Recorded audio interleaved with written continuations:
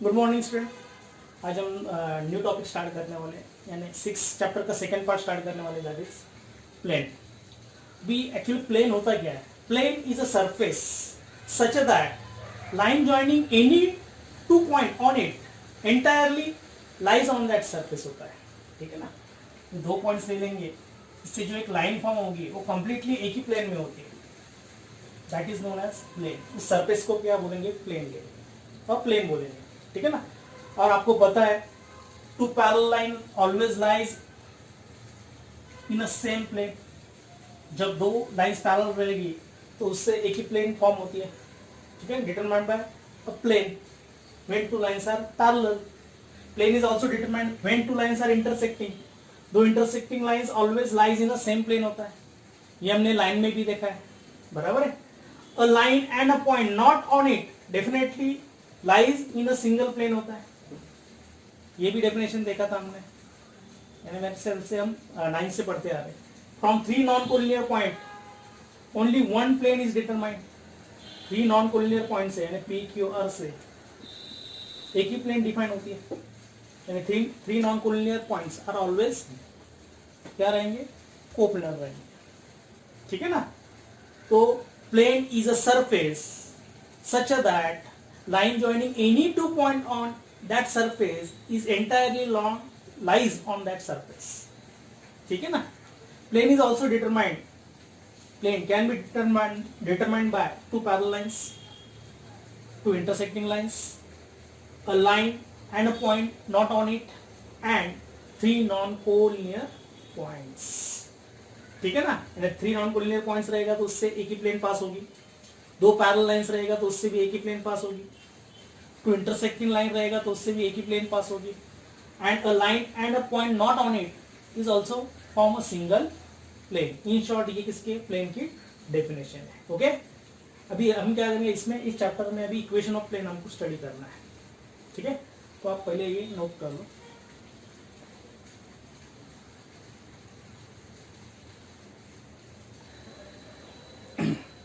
देखो अभी equation of plane, इसमें जो पहला फॉर्म है, equation of plane passing through given point A and perpendicular to N bar is are bar dot N bar is equals to A bar dot N bar.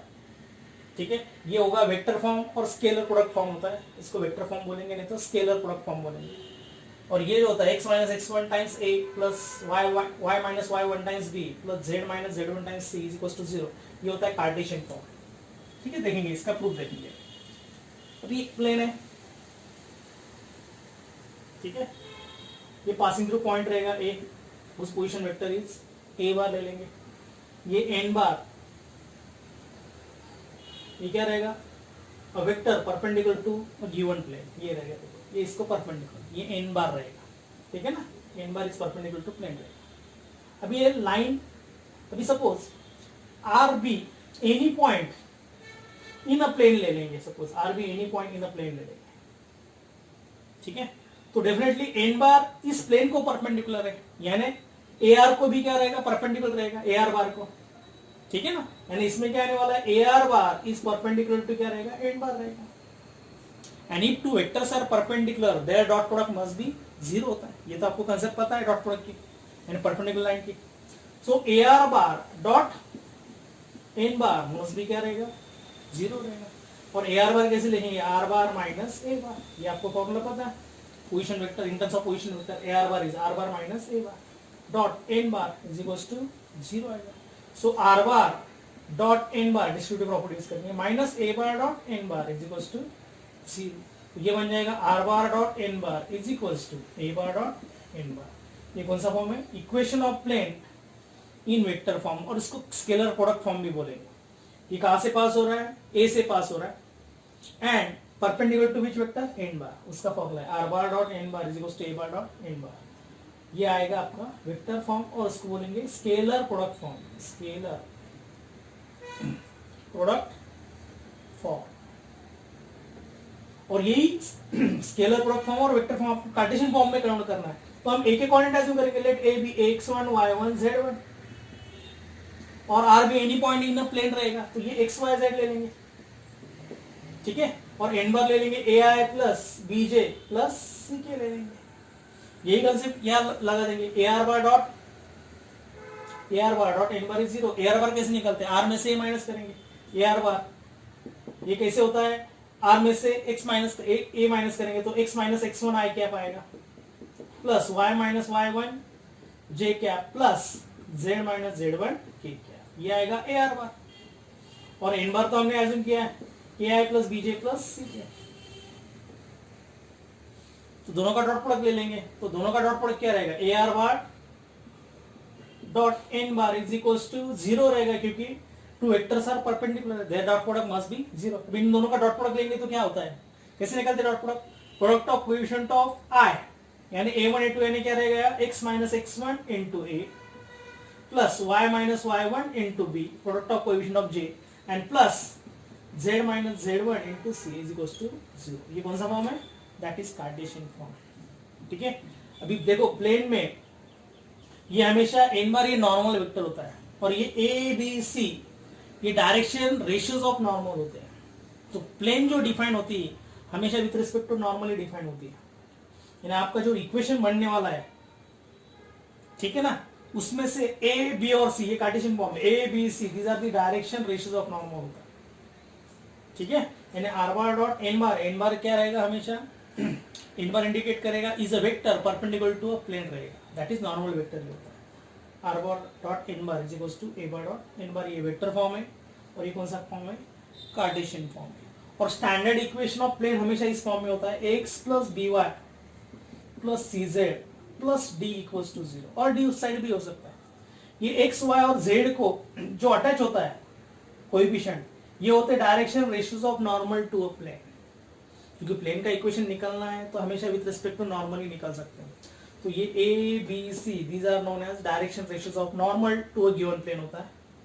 ठीक है, तो ये अभी suppose Cartesian form हम simplify करेंगे तो हमेशा plane इसी फॉर्म में आने वाला है आपका।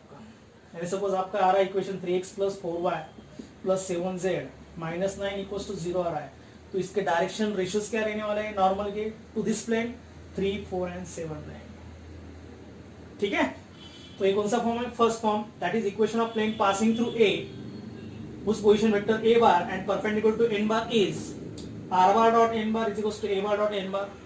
ये होगा vector form which is also known as scalar product form. और दूसरा कौन सा फॉर्म है, Cartesian form, x minus x1 a plus y minus y1 b plus z minus z1 times c equals to 0। ये कौन सा फॉर्म है, that is Cartesian form. दोनों फॉर्म आपको याद रखना है, इसका थ्योरम आपको एग्जाम में नहीं आएगा। ठीक है, आपको फॉर्म याद रखना है, नोट दिस।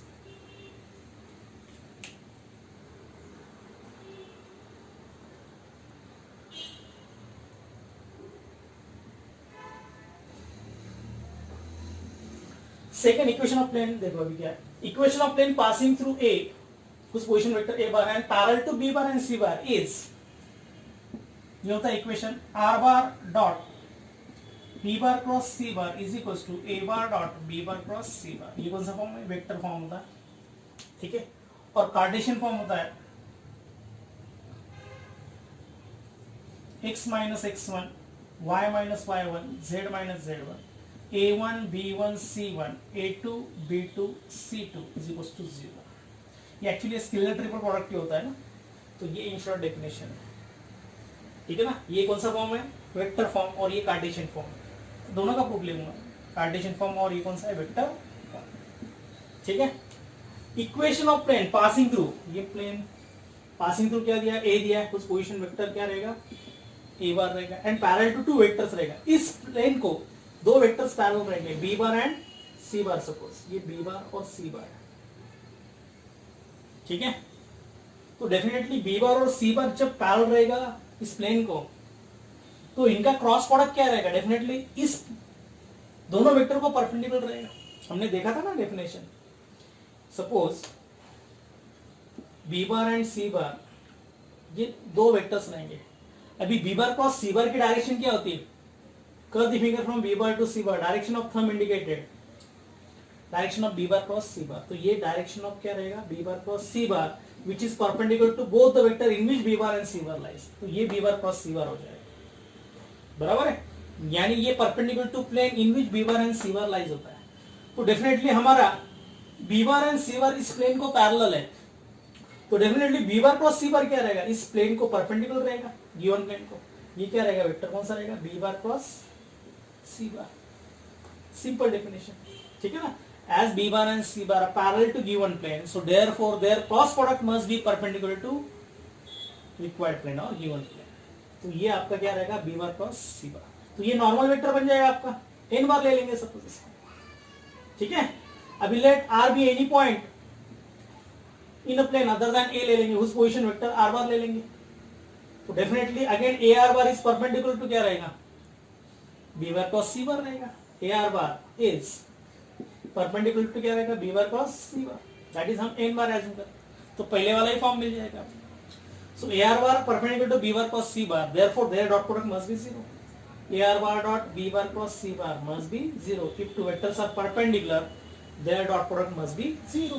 अभी a r bar कैसे लिखेंगे, r bar minus a bar, dot product b bar cross c bar is equals to 0। Distributive property use करेंगे, तो r bar डॉट क्या आएगा, b bar cross c bar minus a bar dot b bar cross c bar is equals to 0।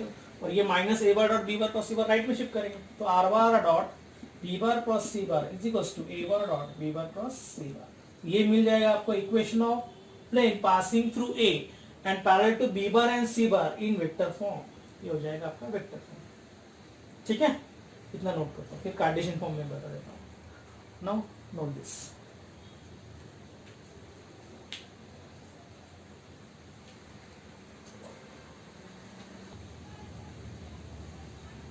ठीक है। अभी Cartesian form देखेंगे, अभी वही डेफिनेशन, इसमें एक ही कोऑर्डिनेट क्या करेंगे, x1 y1 z1 एज्यूम करेंगे, ठीक है। और r के coordinate x y z, that is any point on a plane रहेगा x y z। और b बार एज्यूम करेंगे a1i plus b1j plus c1 के एज्यूम करेंगे, क्या c bar is a2i plus b2j plus c2 के assume करेंगे। और ar बार अभी पता है मैंने, r में से a माइनस करना है, तो ये वेक्टर कैसे फॉर्म होगा, x minus x1 i cap plus y minus y1 j cap plus z minus z1 k cap. तो definitely A are bar dot B bar cross C bar equals to 0, ये scalar triple product है definitely. तो इसकी definition हमने देखा था, determinant लेते हैं हम। फर्स्ट रो में क्या होता है, ए आर बार का आई जे और के का कोएफिशिएंट फर्स्ट रो में लिखेंगे, that is x minus x1 y minus y1 z minus z1। फिर सेकंड वेक्टर कौन सा, बी बार है, बी बार के आई जे और के कोएफिशिएंट a1 b1 c1 और सी बार के आई जे और के coefficient that is a2 b2 c। तो ये कौन सा फॉर्म बन जाएगा, that is the equation of plane in Cartesian form, ठीक है ना। ये थ्योरम आपको नहीं आने वाला, आपको क्या करना है, ये फॉर्म याद रखना है, कौन सा, vector form and Cartesian form, that is equation of plane passing through single point a whose position vector a bar and parallel to b bar and c bar। okay, note this।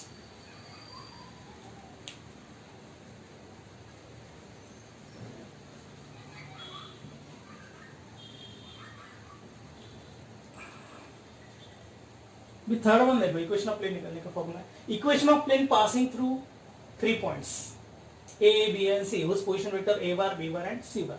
इसका equation होता है देखो r bar dot, अब इसका normal vector बनाने के लिए आप कौन सा भी पॉइंट कॉमन लेके दो वेक्टर फॉर्म कर सकते हैं। सपोज मैंने a कॉमन लिया तो a b bar cross a c बार लेना, ये नॉर्मल वेक्टर बन जाता है। और यह पासिंग थ्रू पॉइंट आप a b और c में से यहाँ कौन सा भी ले सकते हैं। मैं यहाँ लूंगा सपोज a बार लूंगा, a bar dot a b bar cross a c बार। ये तो बताऊंगा नॉर्मल वेक्टर कैसे आता है, डायग्राम से बताऊंगा। a b bar cross a c बार, आप कॉमन पॉइंट मैंने a लिया है, आप b ले सकते हैं, ठीक है ना। तो b c bar cross b a बार ले सकते हैं। a लेंगे तो a c बार क्रॉस क्या लेंगे, सॉरी c ले लेंगे तो क्या लेंगे, c a bar cross c b बार ले लेंगे, ठीक है। और ये पासिंग थ्रू पॉइंट जो रहेगा ये कौन सा भी ले सकते हैं, a लेंगे b बार और c बार कौन सा भी ले सकते हैं, नो प्रॉब्लम, ठीक है। ये कौन सा फॉर्म है, that is equation of plane in vector form. और ये कार्टेशियन फॉर्म जो होता है देखो, Cartesian form x minus x1 y minus y1 z minus z1, फिर x2 minus x1 y2 minus y1 z2 minus z1, x3 minus x1 y3 minus y1 and z3 minus z1 is equals to क्या रहेगा, 0। ये होता है Cartesian form. और ये x1 y1 z1 ए के coordinate रहेंगे, x2 y2 z2 बी के कोऑर्डिनेट रहेंगे, x3 y3 z3 ये सी के कोऑर्डिनेट रहेंगे, ठीक है। प्रूफ देख लो अभी इसका। प्लेन पासिंग थ्रू 3 पॉइंट्स दिया a b एंड सी, ठीक है, ये ए बार, B bar and C bar, ये प्लेन 3 पॉइंट से पास हो रहा है, ठीक है। Let R be any vector, उस पोजीशन वेक्टर आर बार ले लेंगे, any vector other than A B से ले लेंगे इन अ गिवन प्लेन। तो देखो A are bar, A B bar and A C bar, ये कौन से वेक्टर बन जाएंगे? डेफिनेटली कौन से वेक्टर बन जाएंगे? कोप्लनर वेक्टर बन जाएंगे। A are bar, a C bar and a B bar, ये कौन से वेक्टर बन जाएंगे? कोप्लनर वेक्टर बन जाएंगे। Any three vectors are coplanar, their scalar triple product must be 0। ये डेफिनेशन हमने किसमें देखा था? स्केलर ट्रिपल प्रोडक्ट वेक्टर में देखा था हमने। If three vectors are coplanar, then their scalar triple product must be 0.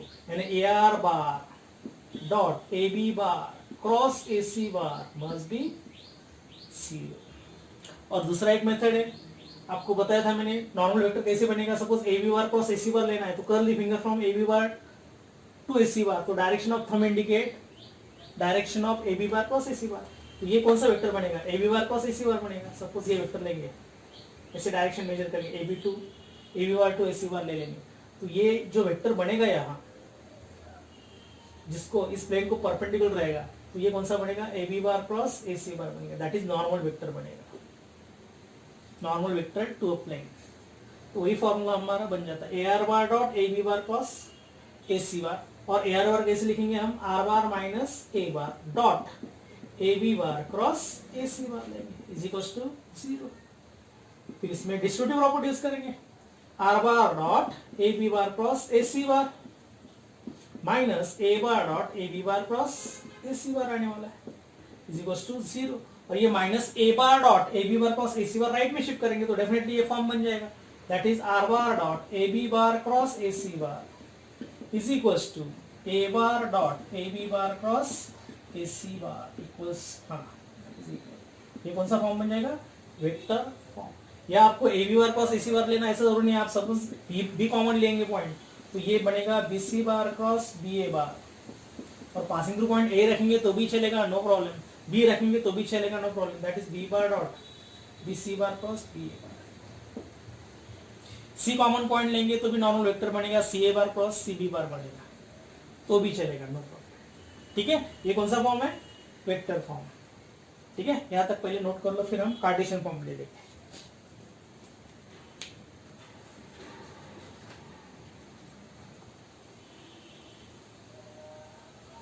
ठीक है, तो ये बन जाएगा आपका वेक्टर फॉर्म हो जाएगा। कार्टेशियन फॉर्म के लिए क्या करना पड़ेगा आपको? AR बार निकालना है। AR बार यानी क्या रहेगा? ए के कोऑर्डिनेट तो मैंने बताया था अभी, ए के कोऑर्डिनेट क्या रहेंगे? x1 y1 z1, ठीक है ना, x1 y1 z1, बी के कोऑर्डिनेट x2 y2 z2, और सी के कोऑर्डिनेट लेंगे x3 y3 एंड z3। तो AR बार कैसे निकालेंगे? AR R में से माइनस करेंगे तो ये बनेगा x minus x1 i cap plus y minus y1 j cap plus z minus z1 k cap, ये आएगा AR बार। AB बार कैसे रहेगा? B में से माइनस करना है, B में से A माइनस करना है, तो x2 minus x1 i cap plus y2 minus y1 j cap plus z2 minus z1 k cap आएगा।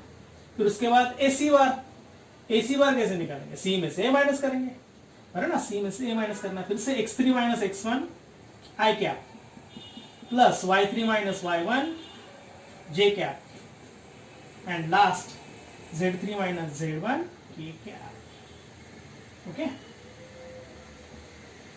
तो ये बनेगा AC बार। अब ये तो स्केलर ट्रिपल प्रोडक्ट की डेफिनेशन है, इज इक्वल टू 0, तो ये डिटरमिनेंट से डिफाइन कर सकते हैं, है ना। फर्स्ट रो में क्या रहेगा? AR बार का i j और k का कोएफिशिएंट फर्स्ट रो में आएगा, that is x minus x1 y minus y1 z minus z1।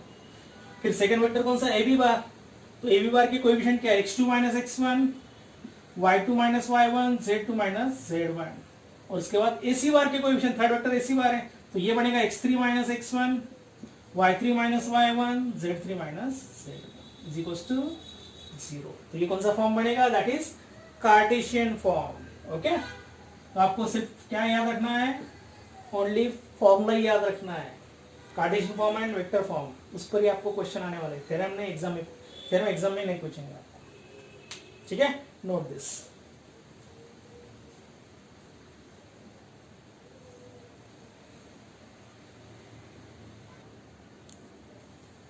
इसमें एक लास्ट फॉर्म बचा है नॉर्मल फॉर्म, यानी नॉर्मल फॉर्म क्या होता है देखो, r bar dot N cap is equals to p, यानी इसमें क्या होगा, सपोज पी यानी क्या रहेगा, perpendicular distance from origin to plane is p and n cap is a unit vector along normal, then equation of plane is r bar dot n cap is equals to p।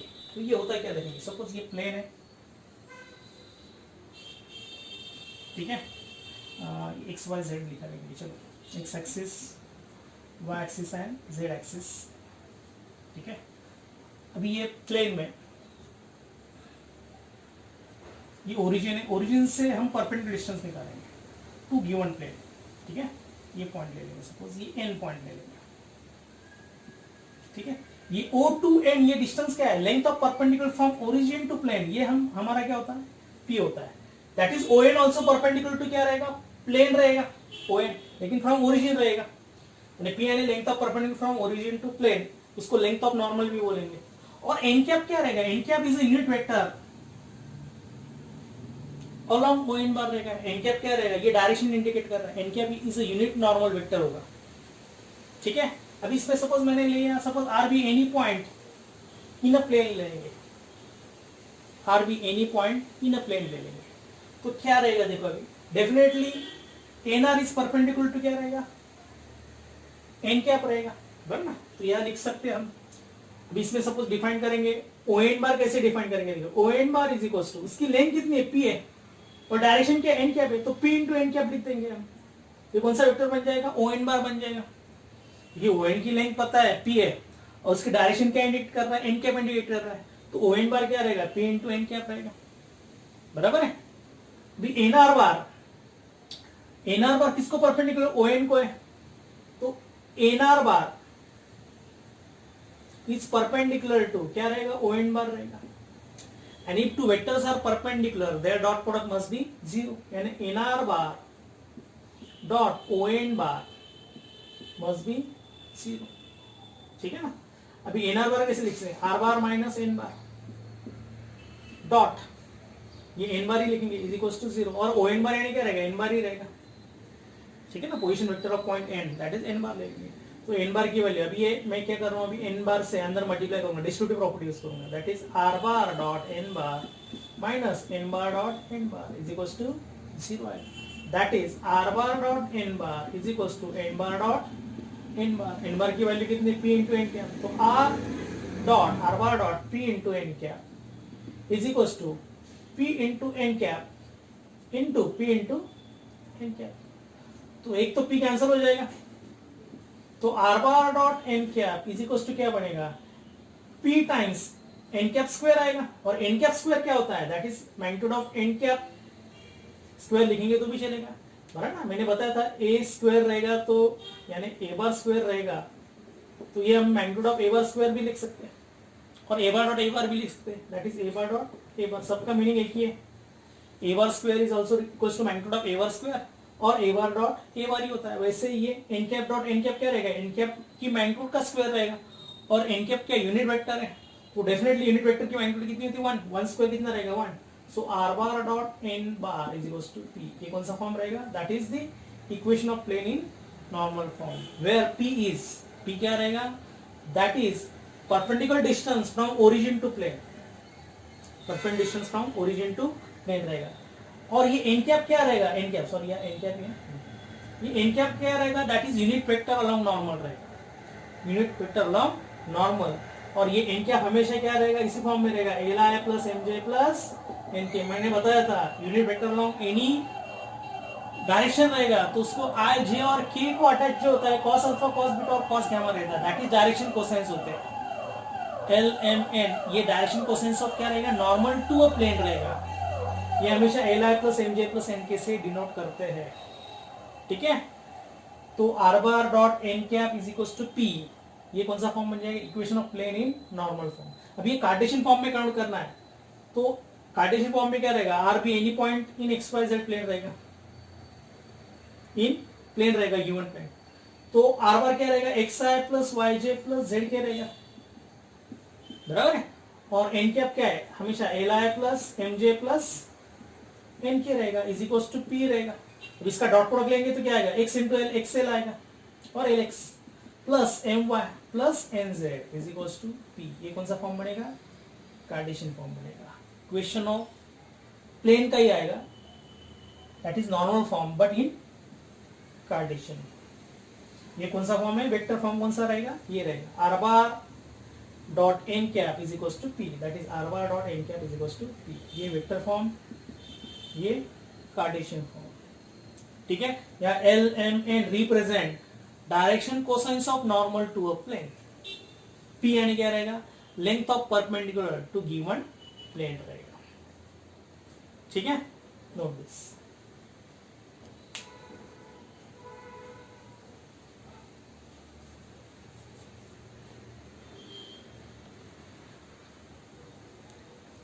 ठीक है, और इसमें एक last form बचा है, equation of plane passing through intersection of two planes.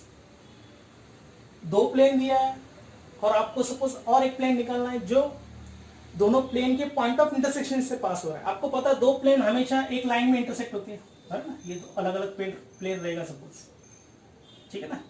तो ये दो प्लेन जहां इंटरसेक्ट हो रहे हैं उसको क्या बोलेंगे, that is line, represented by line होता है, ठीक है ना। और आपको अभी न्यू प्लेन का इक्वेशन निकालना है जो कहां से पास हो रहा है, definitely point of intersection of two plane से पास हो रहा है, इसको फैमिली ऑफ प्लेन बोलेंगे। और उसका फॉर्मूला होता है first equation of plane plus lambda times second equation of plane is equal to 0, जो हमने टू डायमेंशन में फैमिली ऑफ लाइन देखा था उसी तरह से उसमें भी देखा था ना। यानी इक्वेशन ऑफ लाइन निकालना है, that is the equation of line passing through intersection of two lines रहेगा, तो हम क्या लिखते थे, first line plus lambda times second line is equal to 0, that is family of line भी बोलेंगे उसको। वैसे ही प्लेन का भी वैसे ही है। यानी सपोज आपको दो प्लेन दिया है और आपको न्यू प्लेन का इक्वेशन निकालना है जो कहां से पास हो रहा है, जो दो प्लेन जहां इंटरसेक्ट हो रहे हैं वहां से पास हो रहा है।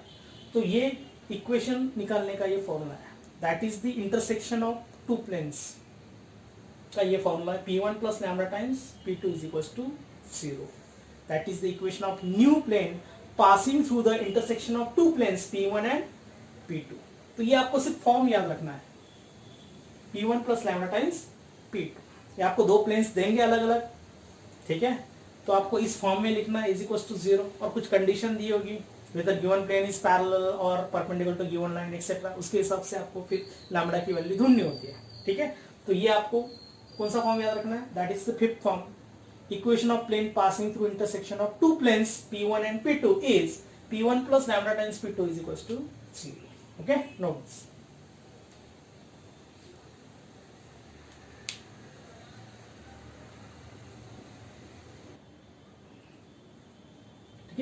भी हम एक्सरसाइज स्टार्ट कर देंगे, एक्सरसाइज 6.3। तो देखो अभी first one, find the vector equation of plane which are at a distance of 42 units distance from the origin which is normal to 2i plus j minus 2k। यानी definitely यहाँ perpendicular distance from origin to plane दिया है, यानी आपको normal form use करना है। Normal form क्या होता है, r bar dot n cap is equal to p, यानी p यानी क्या रहता है, length of perpendicular from origin to plane. ये तो दिया है आपको, कितना दिया है, 42 यूनिट्स दिया, ठीक है, 42 यूनिट्स। तो p की वैल्यू पता है, लेकिन n कैप आपको निकालना पड़ेगा। n कैप क्या रहेगा, यूनिट वेक्टर, लेकिन अलोंग क्या निकालना है आपको, 2i plus j minus 2k दिया है, ठीक है ना। तो इसका आपको यूनिट वेक्टर निकालना पड़ेगा। तो आपको n बार दिया है, कितना है, 2i plus j minus 2k।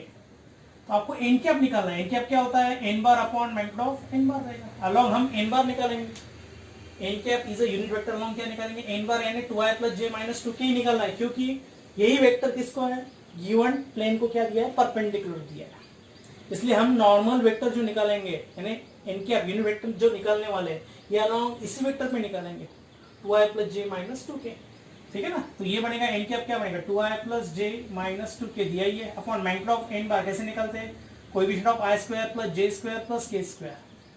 तो ये बन जाएगा 2i plus j minus 2k cap जो भी है, और इसका स्क्वायरिंग एंड एडिंग करेंगे 9, यानी ये बराबर ना, 4 प्लस 4 8, 8 प्लस 1 9, 9 का स्क्वायर रूट कितना आएगा, 3, तो अपॉन 3 आ जाएगा, ठीक है। दैट इज ये बनेगा, ठीक है, 2/3 times i cap plus 1/3 times j cap minus 2/3 times k cap. ये कौन सा वेक्टर आएगा, n कैप आएगा। फिर फॉर्मूला में वैल्यू डाल देंगे. So equation of plane is क्या बनेगा फिर ये R bar dot N cap is equals to P. इसमें वैल्यू डाल देंगे. आर बार वैसे रहेगा, एन कैप की value 2/3 times I cap minus 1/3 times J cap minus 2/3 times K cap is equals to P कितना दिया है 42. That is the equation of plane in vector form. ये फाइनल आंसर रहेगा. Okay, note this.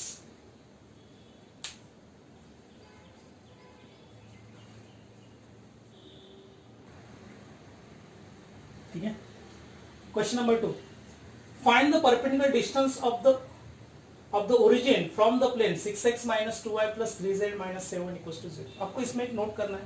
Suppose equation of plane Cartesian form में दिया है. Suppose x plus dy plus cz plus d equals to 0 रहेगा suppose. और आपको length of perpendicular from origin to plane निकालना है. तो डेफिनेटली ये इक्वेशन जो दिया है ये कौन से फॉर्म में काउंट करना पड़ेगा आपको? नॉर्मल फॉर्म में. नॉर्मल फॉर्म होता है are bar dot N cap is equals to P. ये वेक्टर फॉर्म है. और कार्टेशियन फॉर्म में क्या होता है? L x plus m y plus n z equals to क्या होता है? पी होता है. ये एलिमेंट क्या होते हैं? डायरेक्शन कोसेंस होते हैं. ठीक है ना. अभी सपोज आपको याद रखना है, सपोज कार्टेशियन फॉर्म दिया है आपको इक्वेशन ऑफ प्लेन का. ये कार्टेशियन फॉर्म है. ये ए बी सी क्या होते हैं? डायरेक्शन रेशियोज ऑफ नॉर्मल होते हैं. और ये एल एम एन क्या होते हैं? डायरेक्शन कोसेंस ऑफ नॉर्मल होते हैं. तो इस इक्वेशन में क्या करना है आपको? दोनों तरफ अंडर रूट ए square plus B square plus सी स्क्वायर से डिवाइड करना है. दोनों तरफ, ऊपर और नीचे. क्योंकि हमने देखा था डायरेक्शन रेशियोज और डायरेक्शन कोसाइंस का रिलेशन हमने लाइन में देखा था. L is equal to plus minus a upon under root A square plus B square plus C square. ये एल होता है, कॉस अल्फा होता है. पता है ना, डायरेक्शन रेशियोज पता है. और आपको डायरेक्शन कोसाइन ढूंढना है तो एल यानी कॉस अल्फा होता है. एम क्या होता है? Plus minus B upon under root ए square plus B square plus सी स्क्वायर होता है. और एन क्या होता है? Plus minus C upon under root ए square plus B square plus सी स्क्वायर होता है. इसीलिए क्या करना है? इस इक्वेशन को थ्रू आउट किससे डिवाइड करना है? दोनों तरफ A square plus B square plus C square से डिवाइड करेंगे. तो क्या बनेगा? देखो, A upon under root A square plus B square plus C square X हो जाएगा. ये B upon under root A square plus B square plus C square Y plus C upon under root A square plus B square plus C square is Z हो जाएगा. और ये D को उस side भेज देंगे तो minus D upon under root ए square plus B square plus सी square हो जाएगा. तो ये क्या बनेगा? एल बनेगा ना, एल. ये बी अपॉन अंडर रूट ए square B square C square क्या बनेगा? एम बनेगा. और सी अपॉन अंडर रूट ए square plus B square plus सी स्क्वायर क्या बनेगा? एन बनेगा. ये डायरेक्शन कोसेंस है ना, cos alpha cos beta cos gamma, that is L M N होगा. तो डेफिनेटली ये क्या रिप्रेजेंट करेगा? दैट इज पी रिप्रेजेंट करेगा. That is the length of perpendicular from origin to plane बनेगा. तो ये फॉर्मूला है 3 डायमेंशन का. Perpendicular distance from origin to plane d upon under root A square plus B square plus C square. ये formula है. ठीक है. तो आपको क्या करना पड़ेगा? इस इक्वेशन में ये जो कार्टेशियन फॉर्म में इक्वेशन दिया है ये कौन से फॉर्म में कन्वर्ट करना है? नॉर्मल फॉर्म में कन्वर्ट करना है. और उससे आपको पता चलेगा पी क्या होगा, यानी length of perpendicular from origin to plane. ठीक है. इसी मेथड से आपको ये सॉल्व करना है. अभी इसमें क्या करेंगे? देखो, अभी इक्वेशन ऑफ प्लेन तो दिया है, वो लिख देंगे 6x minus 2 plus 3z minus 7 equals to 0. और 7 उस साइड ले लेके जाएंगे. 6x minus 2y plus 3z equals to 7. अभी क्या करेंगे? Under root 6 square plus minus 2 square plus 3 square ये निकाल लेंगे साइड में. कितना आएगा ये? 36 प्लस 4 प्लस 9 49 आने वाला है. दैट इज 7 आएगा.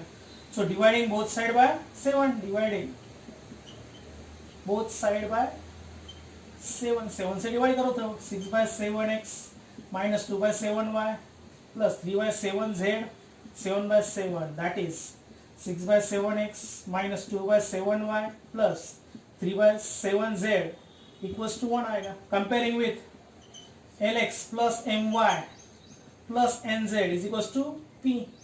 तो p क्या मिलेगा? That is 1. Therefore p equals to 1.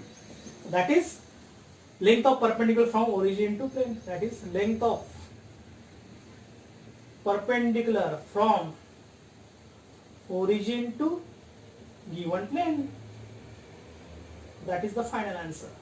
1 unit लिखेंगे तो भी चलेगा. और सपोज नेगेटिव आ रहा है तो डिस्टेंस नेवर भी नेगेटिव, आप नेगेटिव साइन हटा दो तो ये आंसर क्या रहेगा? 1 यूनिट रहेगा. Okay, note this.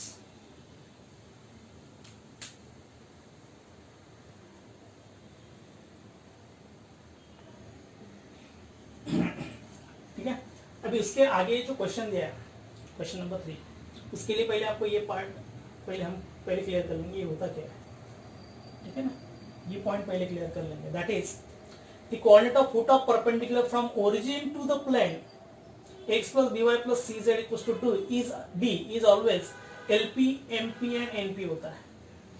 ये फुट ऑफ परपेंडिकुलर का फॉर्मूला है. ये कैसे आता है देखेंगे. अभी आपको प्लेन का इक्वेशन दिया है x plus by plus cz equals to suppose d दिया. अभी ये foot of perpendicular from origin to plane है. अभी सपोज मैंने ओरिजिन टू ये प्लेन है, ये ON बार लिया है मैंने, सपोज ये n बार लिया है. Perpendicular distance from origin to plane ये ऐसा रहेगा बेटा, ठीक है ना. ये दिया है p और सपोज n कैप, ये क्या होता है, यूनिट वेक्टर रहता है, अलोंग नॉर्मल वेक्टर रहेगा, ठीक है ना. यानी n बार क्या बनेगा, ये p इंटू n कैप बनेगा. ये हमने देखा भी था थ्योरम में, ठीक है. और आपको अभी ये n के कोऑर्डिनेट ढूंढने, n के कोऑर्डिनेट. अभी n के कोऑर्डिनेट क्या रहेंगे आपको पता है, ON बार यानी क्या रहेगा, स्मॉल n बार रहेगा. ये सपोज इस फॉर्म में रहेगा xi plus yj plus z के, तो डेफिनेटली n के कोऑर्डिनेट क्या रहेंगे, x y z रहेंगे डेफिनेटली, बराबर ना. सपोज हम ON bar is equals to n bar ले लेंगे तो ये हमेशा नॉर्मल वेक्टर रहेगा. तो ये हमेशा suppose xi plus yj plus z के फॉर्म में रहेगा. तो n as a foot of perpendicular रहेगा, उसके कोऑर्डिनेट क्या रहेंगे, x y एंड z रहेंगे, ठीक है. अभी हम डेफिनेशन कैसे ले लेंगे, देखो. अभी आपको पता है n bar is equals to क्या होता है, p इंटू n क्या होता है. अभी n कैप क्या होता है, हमेशा li plus mj plus n क्या होता है, ये भी आपको पता है, बराबर है. अभी हम सपोज p से अंदर मल्टीप्लाई करेंगे तो क्या आएगा, lpi plus mpj plus mp क्या आएगा. और हमारा n बार हमने ये अज्यूम किया है ना, xi plus yj plus z के, दोनों कंपेयर करेंगे तो x की वैल्यू क्या बनेगी, lp, y की वैल्यू क्या बनेगी, mp और z की वैल्यू क्या बनेगी, mp. तो फुट ऑफ परपेंडिकुलर क्या रहेगा, हमेशा lp, mp and np. x coordinate is lp, y coordinate is mp and n coordinate is यानी z कोऑर्डिनेट इज np रहेगा, ठीक है ना. यानी आपको सपोज क्या दिया है, प्लेन का इक्वेशन दिया है, ओनली प्लेन का इक्वेशन दिया है आपको, इन विच फॉर्म, कार्टेशियन फॉर्म में दिया है. और आपको फुट ऑफ परपेंडिकुलर निकालना है तो आपको क्या करना पड़ेगा, पहले L, M और N की वैल्यू निकालनी पड़ेगी. और length of perpendicular from origin to plane दिया होगा, सॉरी इक्वेशन ऑफ प्लेन दिया है सपोज ओनली, तो आपको क्या निकालना पड़ेगा, पहले L, M, N निकालना पड़ेगा. और ये जो कार्टेशियन फॉर्म है कौन से किस में कन्वर्ट करना है, आपको नॉर्मल फॉर्म में कन्वर्ट करना है. यानी dividing by under root a square b square c square से डिवाइड करोगे, बराबर ना, तो कौन सा फॉर्म मिल जाएगा, नॉर्मल फॉर्म मिल जाएगा. तो सभी वैल्यू मिल जाएगी आपको, L मिल जाएगा, M मिल जाएगा, N मिल जाएगा और डेफिनेटली P भी मिल जाएगा. Length of perpendicular from origin to plane रहेगा. ये P कभी भी निगेटिव नहीं रहेगा, ये ऑलवेज क्या रहेगा, डेफिनेटली ग्रेटर देन 0 रहेगा, पॉजिटिव ही रहेगा, बराबर ना. तो L, M, N को क्या करेंगे, सबको P से मल्टीप्लाई करेंगे तो फुट ऑफ परपेंडिकुलर के कोऑर्डिनेट मिल जाएंगे. ओके, तो ये पहले ये नोट कर लो, ठीक है. तो नेक्स्ट क्वेश्चन इस पर ही डिपेंड है. Note this.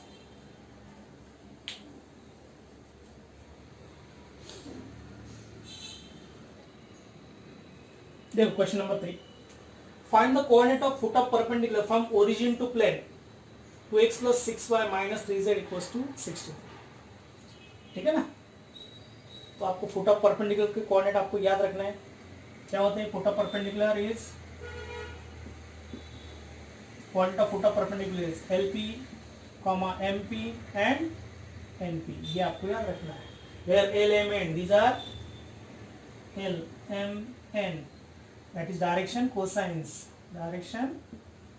cosines of normal to given plane, बराबर है. P यानी क्या होता है आपको पता है, length of perpendicular from origin to plane, बराबर है. तो हम क्या करेंगे, पहले ये जो कार्टेशियन फॉर्म है इक्वेशन ऑफ प्लेन वो लिख देंगे और ये किस में कन्वर्ट करना है आपको, नॉर्मल फॉर्म में. नॉर्मल फॉर्म में कैसे करना है, dividing both side by under root, किससे डिवाइड करना है, 2 square plus 6 square plus minus 3 square से कितना आ रहा है देखेंगे, 2 square 4 plus 6 square 36 and 3 square 9, 49 यानी 7 आ रहा है, 7 से डिवाइड करना है, dividing by 7 we get 2/7x plus 6/7y minus 3/7z और 63/7, 7 9 are 63. So comparing with किससे कंपेयर करेंगे, nx plus my plus nz is equals to p, इससे कंपेयर करेंगे तो l क्या बनेगा, l बनने वाला है दैट इज 2/7, m बनने वाला है 6/7 और n कितना आने वाला है डेफिनेटली माइनस 3/7 और p कितना है, p इज 9. ये नेगेटिव रहेगा तो भी पॉजिटिव लेना है, p distance never be negative तो 9 है. Therefore foot of perpendicular, coordinate of foot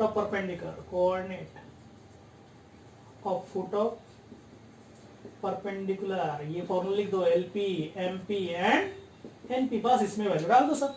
LP 2/7 into P कितना है 9, उसके बाद M कितना है 6/7 इंटू 9 और N कितना है माइनस 3/7 इंटू 9, तो डेफिनेटली कितना आने वाला है 18/7, 54/7 एंड माइनस 27/7, तो ये फाइनल आंसर रहेगा. Okay, note this. अभी हम क्या करेंगे नेक्स्ट लेक्चर में, आगे मेरे ख्याल से और कुछ क्वेश्चन बचे वो कंटिन्यू कर लेंगे. Okay, till then goodbye, have a nice day.